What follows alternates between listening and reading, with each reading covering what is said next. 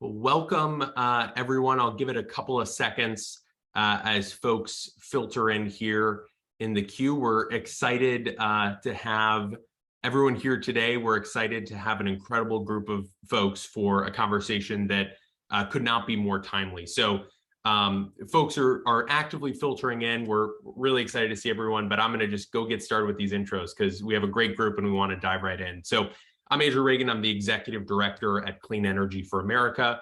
We're a nationwide network of clean energy workers dedicated to advancing the policies for a swift, equitable, and just decarbonization of the clean energy, of the energy economy in the United States. We're so excited to have this conversation today about environmental justice and clean energy. And I think fittingly on the 50-year anniversary of the enactment of the Clean Water Act, as we look at what comes next, for clean energy and for environmental justice, new policies like Justice 40 and the Inflation Reduction Act are going to be essential to deciding that next 50 years. So we're so fortunate today to have some of the smartest people in this space join us. I want to briefly introduce them and then hand it right over. So first, our wonderful moderator and incredible all-around person, former colleague of mine, Heather McTeer Tony. She was elected at age 27. As the first African-American, first female, and youngest mayor of Greenville, Mississippi. In 2014 to 2017, she served as an EPA regional administrator in the Obama administration, and she now works at the Environmental Defense Fund. I've missed about 50 things that she does, but she is incredible. We're also joined by Davida Herzl, the CEO of Aclima. She's the co-founder and CEO there, where she leads a diverse team pioneering an entirely new way to diagnose the health of our air and track climate-changing pollution at a block-by-block level. Penultimately, Yesenia Rivera, Solstice's executive director. She's a community organizer with years of experience working with frontline and under-resourced communities with a passion for energy justice. Her experience growing up in Puerto Rico and firsthand knowledge of energy insecurities led her to work in solar adoption and eliminate barriers faced when accessing clean and affordable energy. And finally, last but not least, Javier Rúa. He's a former Puerto Rican public servant and regulator, initially serving as the Deputy Secretary of the Puerto Rico Department of National Environmental Resources and Chairman of the Commonwealth's Environmental Quality Board. And today he focuses on solar and storage energy issues and policies as the Chief Regulatory and Policy Affairs Officer at SESAPR, the Solar and Energy Storage Association of Puerto Rico. So I don't want to waste any more time. I want to turn it directly over to Heather McTeer Tony to get us started. So thanks so much for joining this discussion. And Heather, thank you for being here. Thanks so much. It's great to be here and great to be with so many wonderful folks who are doing this work. And thank you for joining us today. This is going to be a great conversation. I already know it. So as you're thinking of your questions as we're talking, please don't hesitate to put them in the chat box. And we hope to get a chance to answer some questions a little bit later on in this program today. But let's just jump right in. We are talking about the Justice 40 initiative, clean energy opportunities that we have to really push forward and be catalysts of change when it comes to clean energy and the clean energy revolution, especially among marginalized and low-income, moderate communities, and oftentimes communities that have not received the benefit of energy efficiency or clean energy measures. And I thought it would be great to just talk about what is Justice 40? What is this idea that we keep repeating over and over again and we hear so often, but what does it actually mean? And I think it's a great question and a great starting place because the Justice 40 initiative is an executive order that was signed by President Biden in 2021 that established the need for overall benefits and 40% of the overall benefits of federal investments actually going to disadvantaged communities that are underserved, communities that have long been marginalized and have been overburdened by pollution. Now that 40% is really interesting because it's not the floor, it's not the ceiling of what we can do, but really the floor. It is identifying 40% through all federal investment, think IIJA, the recent Inflation Reduction Act, all federal investments, finding a way to ensure that 40% of those investments hit to underserved populations. Now, because we're talking clean energy, and thanks so much to our sponsors here for having this conversation, and certainly for inviting us, the Environmental Defense Fund, to be a part of the conversation. I would be remiss if I didn't say that our organization strives to be collaborators and conveners in all these spaces. So I'm very honored to be here on behalf of our organization and again, to be talking about this work. But since we are talking about clean energy, I thought we would be important to start at what the Department of Energy has already outlined as their Justice 40 goals. And so according to the Department of Energy, they have 8 goals. They are to decrease energy burden in disadvantaged communities, decrease environmental exposure and burdens for disadvantaged communities, increase parity in clean energy technology, that's solar, storage, access and adoption in disadvantaged communities, increase access to low capital. Again, all of these are in disadvantaged communities. Increase clean energy enterprise and creation and contracting to minority business and diverse businesses. Increasing clean energy jobs, the job pipeline, and job training from individuals that are coming from disadvantaged communities. And then finally, the last 2, increasing energy resiliency and increasing energy democracy. Those are the goals and outlines. And so we're going to sort of kick off today and just how we go about getting that done. And what does that look like, particularly from the perspective of those who are not only working on the front lines of the climate crisis, but also who are very intent on ensuring that we are all holding each other accountable to achieving all of these goals. And that's why I'm so excited that we have this wonderful, amazing panel with some folks that I know, some people that I've recently met, and that all of whom I know we're going to have an outstanding conversation. So Yesenia, Javier, Davida, welcome.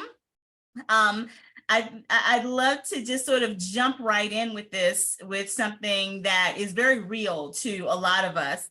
Yesenia, you and I were talking briefly beforehand about the cost of energy, the cost that is often borne on people coming from disadvantaged communities and communities of color. And I was reading an article this morning that was coming, actually, I'm from Mississippi, so it was coming from my home state of Mississippi, from Jackson, Mississippi, and it had to do with the Jackson water crisis.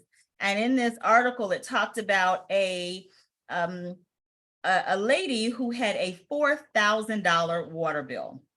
Now, I'm sorry, anybody, I don't care how much money you have, a $4,000 water bill is exorbitant, but especially exorbitant and crippling coming from a community of color and a community that has just suffered crisis. And you and I talked about like high utility bills and how oftentimes it goes lost on communities as well as sometimes really, I think all of us, on just how close the cost of energy is to people's everyday lived experience, but how it can also be a factor that sort of shifts a community into learning about renewable energy as well as paying less. Yesenia, you want to kick us off with that conversation? Sure, happy to, Heather. The conversation was how I ended up in solar and how I ended up in this field. And I was a housing counselor during the foreclosure crisis. And it hit me then, that connection between housing and affordability in the utility bills, because I had clients coming in, and even if I could get them a modification on their mortgage, I still couldn't save their homes because their utility bills were in such arrears. I mean, they were owing $4,000 or $5,000 in energy, not to mention the water bills.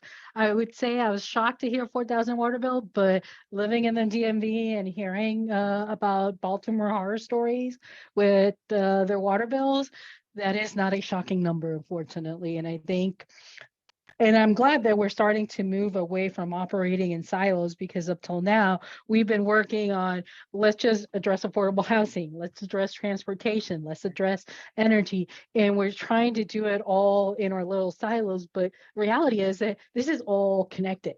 Like we can't pick and choose which one of these problems we're going to fix, because we're just putting our finger on the drip and we're not actually fixing the whole thing. The boat is still sinking. So we have to address it as a whole.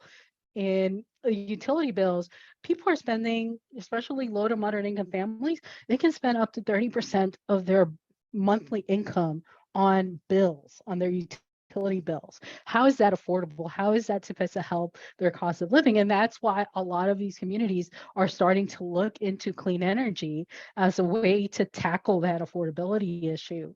Like, it's why I went solar when we first bought our house, is because I knew that I did not want to be facing $400 or $500 a month in energy bills, and that solar was the answer to that question. Fortunately, I was in a place where I was able to do that, but not a lot of our families are able to do that, especially in low to moderate income communities, especially renters. They do not have access to rooftop solar. How are we supposed to help them tackle their bills if they cannot, if they don't own their roofs, or they can't access rooftop solar, community solar? But we need to work on making sure that's accessible to everyone. I think you are absolutely right. Ensuring accessibility and understanding of just utilities altogether, right? When people are looking at their bills, they're looking at their quote unquote utility bills, cost of energy. Javier, there's this narrative though. There's this narrative that that's business. That is the big business side, and that, sort of the economic development piece, and there's a divide. I like Yesenia, how you said we look at things in silos. I see this as this narrative of another silo, the difference between economic development and then economic and environmental protection.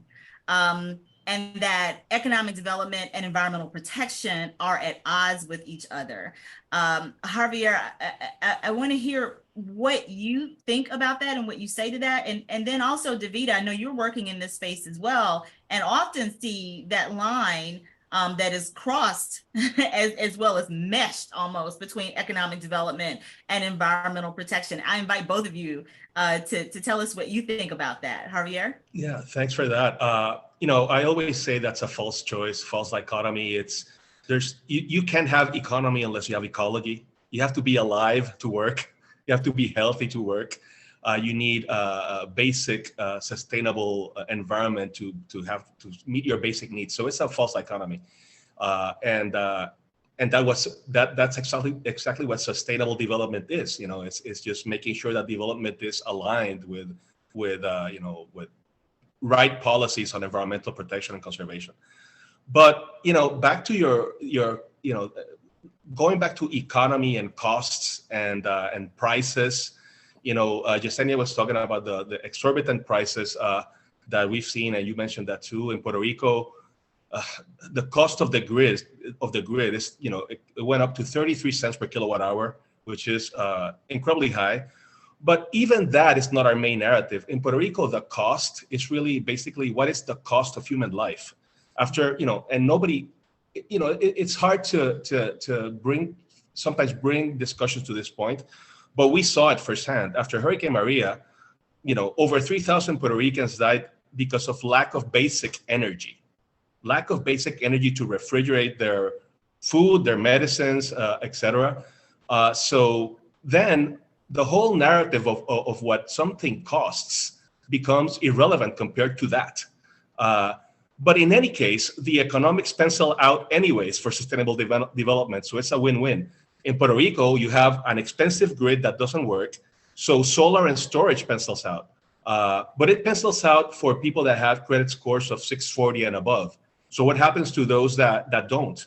So our call and our policy, call is that all available help, federal funds or private foundation funds or whatever, Justice 40 initiative funds are directed to those that cannot, that are outside of the market, right? And you mentioned the Justice 40 initiative. For us, that has a really, really, really clear meaning. I mean, before the current administration, it was disdain for Puerto Rico. It was disdain. It was obstacles. It was, at best, lip service. But under the current administration, since the election, everything changed.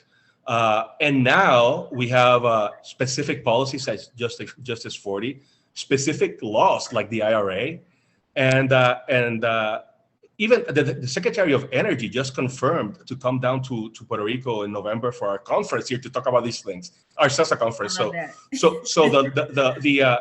it's not abstract. We're seeing a turnaround of goodwill, but there's a lot of work to do to land things for Puerto Rico, because you talk about communities that are forgotten.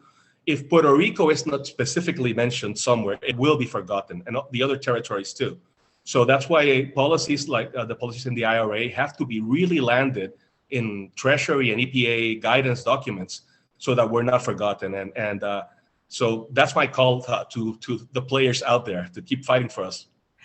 Javier, I'm going to put a pin in that because we are going to come back to that point. I think that is an outstanding call of action that we need to remind ourselves of several times. And I want to come back to that. But before we do, forgive me because I got so excited about this conversation. I failed to have you all say what you do in the spaces that you're in. And so Javier, would you please just tell all of our listeners what you do and where you're working? And then Davida, I am coming right to you to do same. And then Yesenia, I'm gonna come back to you in just a second with another question. But Javier, could you share with us? Super quickly, I run the policy at CESA. CESA is the Solar and Energy Storage Association of Puerto Rico. We're the local, we're the trade association of the companies that do business in all-scale solar and all-scale storage. We're the local SIA affiliate. So that's what we do. Before, I used to run policy for Sunrun in Puerto Rico. And before that, I was a public official and attorney. But that's what I do. Javier, you sound like me, a recovering politician. I love it. Davida, first of all, it's wonderful to see you again, Davida. And can you share with our listeners and our audience what you're doing, the organization that you represent? And then I have a question to follow up for you. Yeah, no, I actually have been sort of eager to jump in, and there's so many great things that people have brought up, so it can help connect some dots from our view. So I'm Davida Herzl, and I'm CEO and co-founder of a company called Aclima. Over the last decade or so, we've been solving a really difficult technical challenge around how you measure air pollution, greenhouse gases, and toxics at the hyperlocal scale. So currently, we're able to measure air pollution and all of those different pollutants that I mentioned, block by block, and at the scale of entire cities and states. And we integrate that with contextual data, so things like poverty and race and land use, so that we really get a complete picture of this sort of intersection, right, of pollution and even things like economic access. I mean, one of the things that I was just going to mention is that when it comes to how we think about Justice 40, it truly is a catalyst, not just for cleaning up and really transforming our communities, but there's an economic dimension to this as well. So, in we are currently working with the state of New York. Our data is helping them implement the CLCPA, which is the Climate Leadership and Community Protection Act. And as we launched that work, we partnered with an organization called Block Power on a major workforce development effort that they've been developing in partnership with the city of New York to hire people from underserved and at-risk communities and bring them into the climate economy. So much, our company is based in Silicon Valley, but one of the things you see is that we're not really talking about, how the clean energy economy can fundamentally transform and create more equitable economic conditions in communities that have historically been underserved. So we bring them into full-time jobs with benefits, and they become champions of this work and really advocates for the kind of transformation that needs to happen in communities across the country. And I think there's just a lot of things like that, Heather, that, as practitioners and a community of practitioners, we need to be thinking about Justice 40 across every dimension of our work, not just those federal dollars, but how are we as practitioners helping to really extend and amplify those benefits? Absolutely. That leveraging of the dollar, I think, is absolutely what Javier was pointing to, and even Yesenia, one of the points that you made from the community organizing perspective. But Davida, I want to stick with you for a moment, because often we know of the power sector as being the biggest and largest perpetrator of environmental injustices. I mean, that's the actual visual that we get when we think of overburdened communities that are fraught with pollution of all kinds, and at the same time are just as eager as the rest of us to have not only a clean energy future, but also the ability to transition communities to be wealth building. So can you talk about what you've seen in some of those spaces, and how can the clean energy industry really change this idea of energy being dirty to energy being a perpetuator of environmental justices and equity? Right, and economic equity and economic access and health equity, right? I mean, just a quick statistic just to ground everybody in what we're talking about here. Acoma generates, this block by block pollution data, and we just recently launched a study where we analyzed all of the data that we had generated across the entire Bay Area, all 101 municipalities, all blocks across those municipalities. And what we saw when you aggregated all of the information was that, just looking at one pollutant like NO2, communities of color were breathing levels of NO2 that were 55% higher on average than white communities. And so what does that mean? That means that if I'm my kids are in school and, they're getting, they have asthma because of all of this exposure to NO2 and other kinds of things that hold them back, it means that they're missing school, they're missing the opportunities to really create that foundation for an economically just and economic access as they go through that cycle. And so it starts with fundamentally sort of ensuring that we all sort of have access to clean air. But the way in which we do that and actually invest in clean energy in communities and ensure that those opportunities are there is also a job creation and entrepreneurial opportunity for those communities to build their own wealth, to build their own foundations for the economies of their communities. One of the partnerships that we're engaged with is the Upside Tech Alliance, which is a coalition of 4 companies that have come together. We're all sort of aligned around a social mission and a desire to really serve and support the communities that we came from and that we care about and we think are critical in this journey, and ensuring that we're increasing access and increasing opportunities for bringing in those investments into those communities. We're partnered with Donnell Baird, for example, who is focused squarely on decarbonizing buildings that were left behind and not prioritized sort of during the last cycle of sort of greening of buildings. We're working with Bitwise, who's investing heavily in ensuring that those communities have access to opportunities in tech training so that they're ready for the jobs of the future. And, if you look at the amount of jobs that IRA is going to require, the workforce that IRA is going to require for implementation, we don't have that workforce. This is an opportunity to really bring those skills and opportunities into those communities. So Yesenia, you do that in your work, connecting those dots and removing the barriers of what we've just been talking about in terms of social and economic equity and clean energy. Tell us about your work, and then tell us about what you've seen in your work that can help make better decisions on how we not only utilize Justice 40, but really remove those barriers long term. Sure. Thanks, Heather. So I'm the Executive Director of Solstice Initiative, soon to be Energy Allies.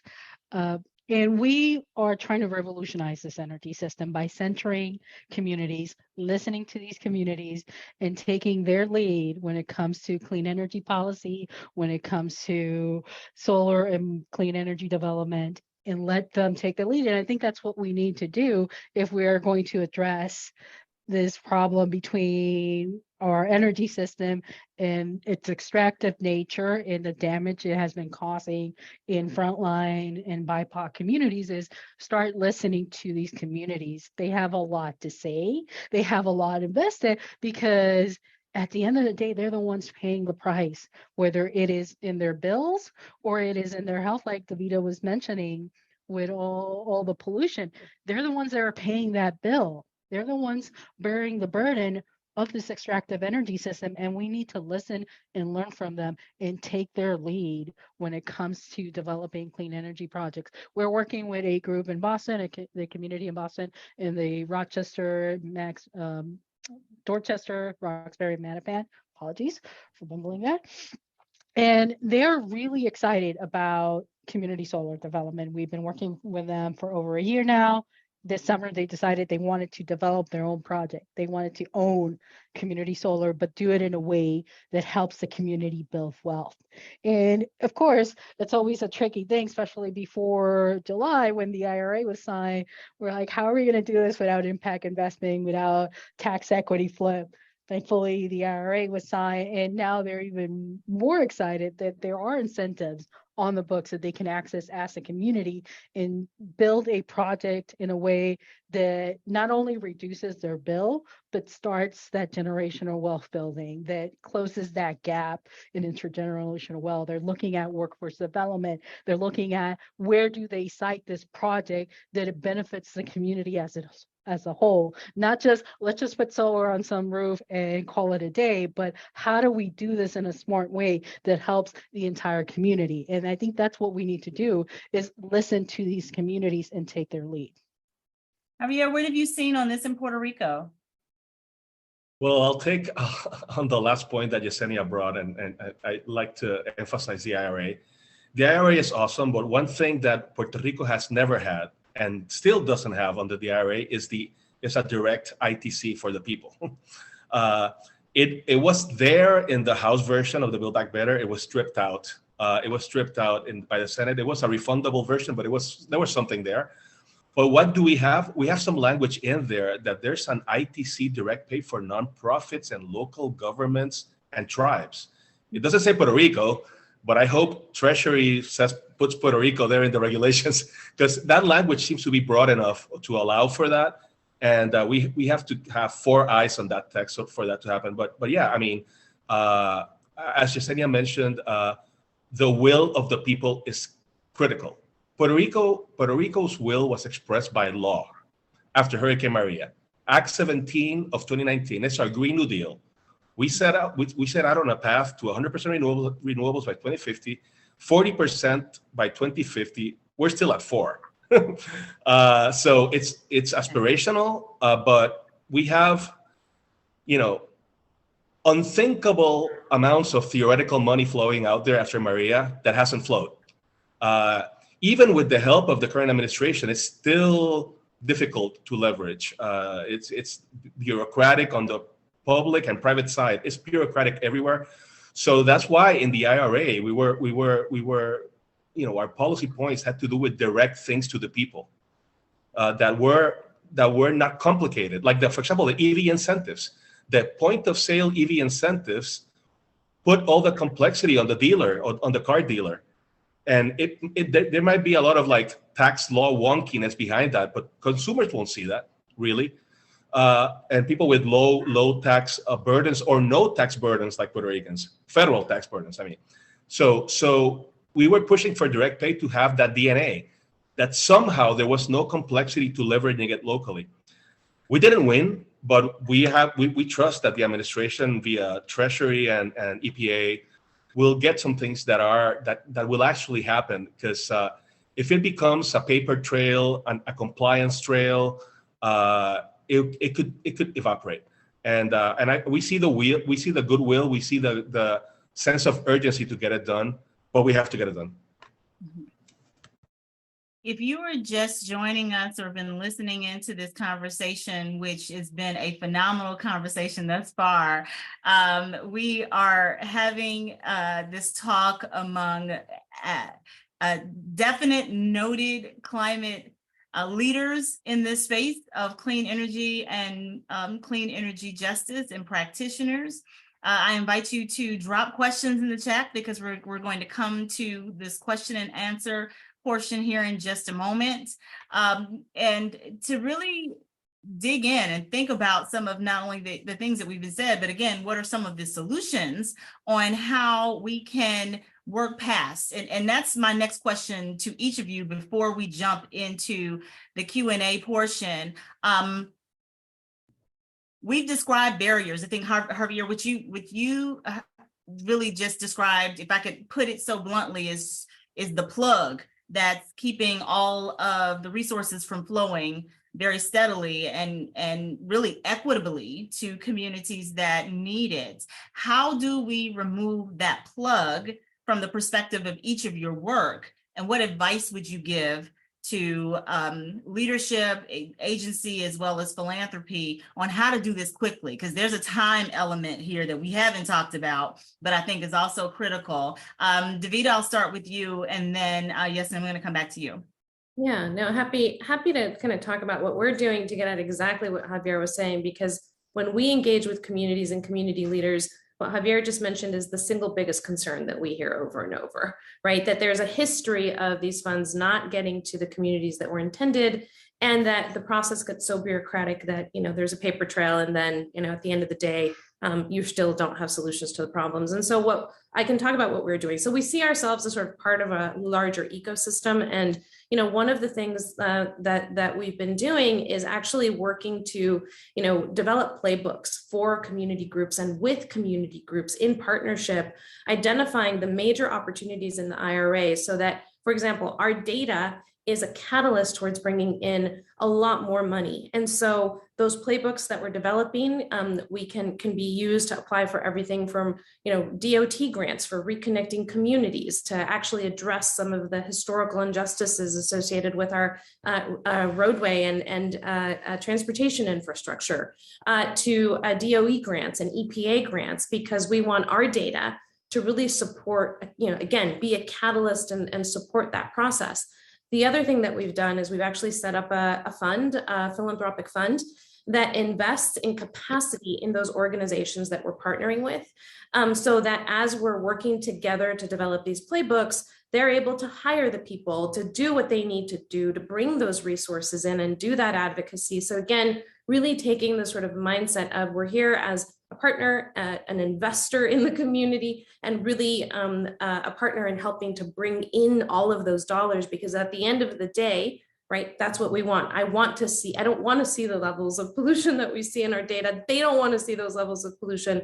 We have to really partner together with communities, have help and support, and really put them, respect their wishes and their lead, but ensure that we're bringing the resources to support that process. So that's kind of one of the things that we're doing, Heather, to bridge that gap. And it's a huge gap. Yeah, you're right. It is a huge gap. Yesenia, how do we move that roadblock? I think Davida hit it, and then the capacity building is key. If you have ever applied or received a federal grant, you know the amount of work that's involved in just administrating those funds. I mean, as an organization that is handling one of those grants right now, I can tell you it is not easy. It costs organizations like ours money to just opt to run these funds. You have to have matching funds for most of these. And that is not something that a lot of the frontline groups, that a lot of the CBOs that are doing the work directly with the community have the capacity to access, because they don't have the staff time or the resources to handle these grants. And we need to do better. There's a lot of bigger nonprofits out there right now that are trying to address and bring down that gap in terms of addressing the capacity, like Davida said, addressing the financial resources that some of these organizations need in order to match these funds. But I think on the federal side, we need to make it easier for communities to access these funds. We need to cut down a lot of that bureaucratic tape. I know it's important to safeguard taxpayer money, but at the same time, sometimes these funds are just sitting there. I mean, the funds from Hurricane Maria, it's been 5 years now, $11 billion, and it's just sitting there. It's been 5 years. We just went through another hurricane in Puerto Rico and saw again the same devastating effects because we have not moved along in fixing this infrastructure because the money's just sitting there. We need to make it easier for folks to access those funds and to start using them in the communities what they were meant to do. Javier, I have a feeling I know what you're going to say. Go ahead and say it because I'm going to say amen.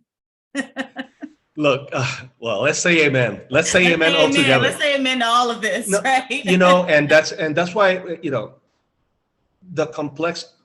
That's why I mentioned the EV incentives DNA. The EV incentives puts all the complexity on entities that can manage the complexity, like these car dealers, and they just want to give it out to sell cars. So we have to figure out mechanisms that use the market and work with the market so that things happen. Sometimes I think if the federal government wants to do something, it really does do it. You see coronavirus funds, but sometimes when you push money through very complex bureaucracies like FEMA, HUD, it's really hard. So as direct as it can be, I know extreme directness can be dangerous too, like Yesenia mentioned. You have to combat waste and fraud, etc.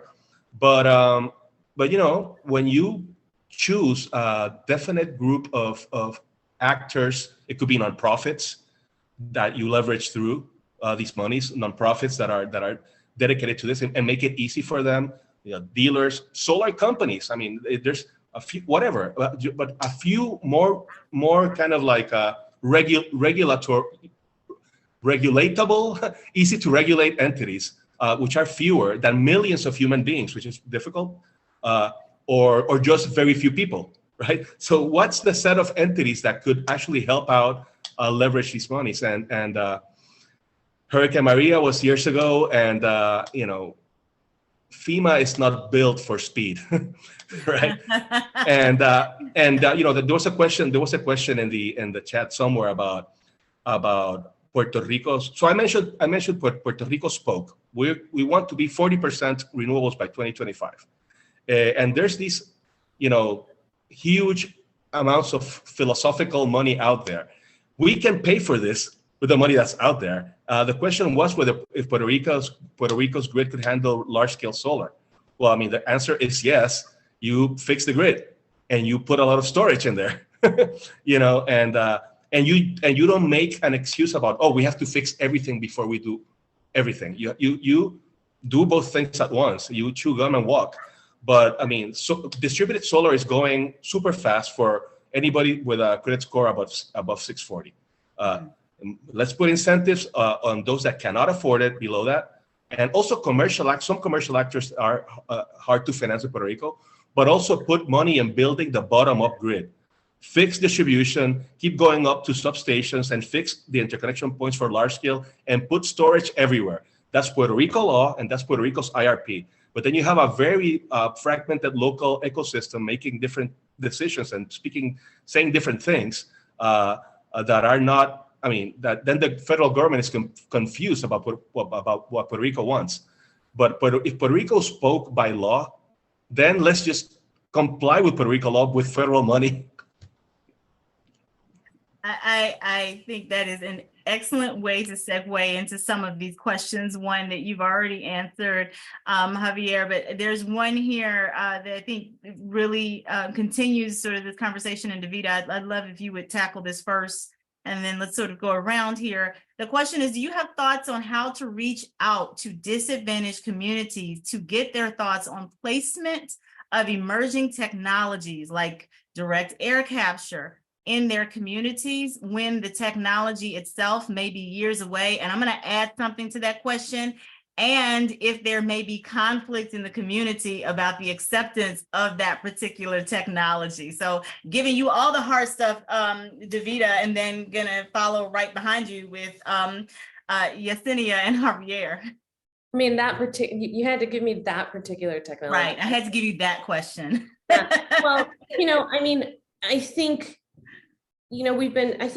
that Justice 40 demands that the private sector engage with communities and their impacts and potential benefits in a very different model that has to be place-based, that has to consider those impacts. Acoma transitioned to a public benefit corporation because one of the things that we knew is that this isn't just about profit maximization, it's also about benefit maximization, and that we need to really consider that in everything we do. I think, unfortunately, for a lot of the carbon capture work that's happening, a lot of it is being heavily funded by Silicon Valley venture capitalists who haven't engaged with communities, who don't understand, why there is such a big concern. If you live on the front line and you have that lived experience of breathing in pollution and having it impact your entire family, what does that mean? And so I think there's a big disconnect there that folks aren't fully, aware of and need to bridge in order for this to be successful and to actually sit down. I mean, one of our biggest, I think, opportunities at Acoma is that we are a Silicon Valley-based company, but we've done a lot of work, and it's an ongoing journey to ensure that our technology is really connecting with the needs and desires of communities. We don't always get it right. Sometimes we do. We're always learning. This is part of the process, but we all need to be vulnerable and engaging in that process to ensure that we're really integrating that feedback. I mean, we've built, I think we're the only ones with an advisory board like ours, Heather, where we have, national EJ leaders that when I'm coming into I don't really know what to do here, help me understand how to engage. I pick up the phone and I call them and they help me understand and guide us to really better engage to make sure that those community needs are getting fed into our process. That is what led to our Ground Truth Fund that is building up capacity. That is what led to our jobs program. These things can't happen in a silo anymore if we're truly going to tackle climate change. Yesenia? Yeah, community engagement has to be a priority. It has to center all of these conversations, and not just hosting a meeting here and there, but being deliberate and intentional on how and when we engage the community. I think for a lot of companies, like Davida was saying, it's an afterthought. It's a last minute addition, but you need to take into account as a community organizer, it is not easy bringing in the community together and getting their input. So you have to be intentional. You have to be deliberate about it. You have to think about, when do I host this meeting? When is the best time for the community to be able to attend these meetings? That's a problem that we have right now with a lot of our public utility and public service commissions, is that they're hosting all of these meetings at a time when the community's out there working. They don't have the capacity, the time, or the benefit to sit in these meetings that are wonky already as it is and have a say on how their rates are going to go up. But who does have the time? The investors, the utility, they have the time to sit in those meetings and influence those decisions. But the ones that are paid for that is the community. So we need to be deliberate. We need to be intentional and think about when and how easy do we make it for communities to attend? Do we need to have vouchers for them to take public transportation? Do we need to offer childcare? Do we need to host it during the day, in the evening, on the weekends? When do we need to host it so the community is actually there? And I think before we start any project, we need to engage the community first, because that's when you get that opposition. That's when you get that fight back, is because nobody cared to ask the community what their thoughts were. And then all of a sudden it's like you have communities opposing these projects because nobody told them what was happening. They just said, hey, this is what you're getting. Of course they're going to oppose it because you didn't take the time to sit down and talk to them. So let's be intentional and deliberate about community engagement and truly engage the community, not just say we hosted a meeting for the sake of hosting a meeting, but actually how do we get the community there? Whether it is knocking on doors, how do we make it easy for the community to actually be in that room and be part of those decisions?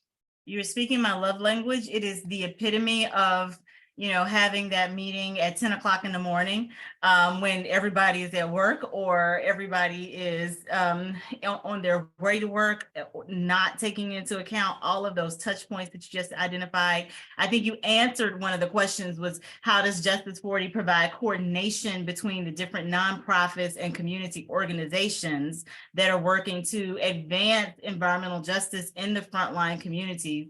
because that's an opportunity to achieve better results if the actions are aligned. That was a question which you just beautifully answered, because that's how you do it, right? It is authentic community engagement.